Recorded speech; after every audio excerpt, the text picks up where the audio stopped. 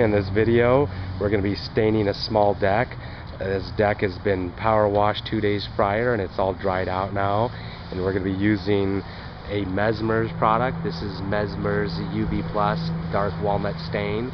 Another thing we'll actually be using during this task is paint thinner, because it's an oil-based product. We've got a 5-gallon bucket here that has paint thinner in it. When we're actually all done, we just take our brushes, put it in the paint thinner, let it set for a day, and then we begin cleaning them out the next day.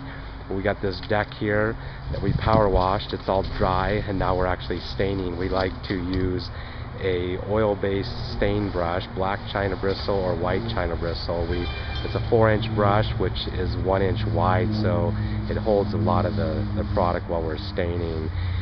This type of brush we like to use because Messmer's is a very liquidy stain. It's very watery and has a tendency to drip and splatter, and the bigger china bristle brushes help alleviate that problem.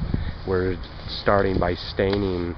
We go along and we stain the cracks first, and then actually fill in the top of the deck after we do the cracks. And as you can see, Gamo's staining, going along, doing 2 planks at a time, and he stains the crack and then he fills in the top. And what you want to do is make sure you get enough of the stain down in the crack so the crack is completely stained, so you don't have any light spots, which would look very unprofessional if you had light spots down in the cracks. Drew's over here right behind Gamo doing the same technique. He's staining the cracks and then filling in the top with Messmer's stain. And the key is to put on a lot of the stain so it penetrates and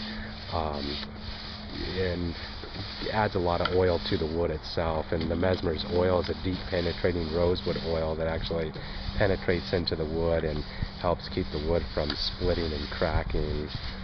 And the sun has a tendency to dry out the wood pretty bad and has a tendency to make it split and crack, and adding some oil back to the wood gives it some more life. And the UV Plus actually has a high concentration of mildewcides to keep the wood from mildewing also.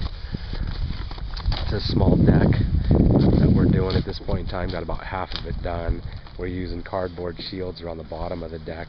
As you can see, we got some rock and concrete and curbing that we don't want to get the stain on, so we use cardboard shields to keep the stain off those areas too. Once the deck is done, it should look heavily coated, and if there's any heavy spots that are still wet after about an hour, what you want to do is take and wipe those spots off with a rag, because if you don't wipe them off and they're still wet, they'll stay tacky for several weeks and collect dust. And you just wipe them off so there's nothing standing, no standing puddles of stain on the deck.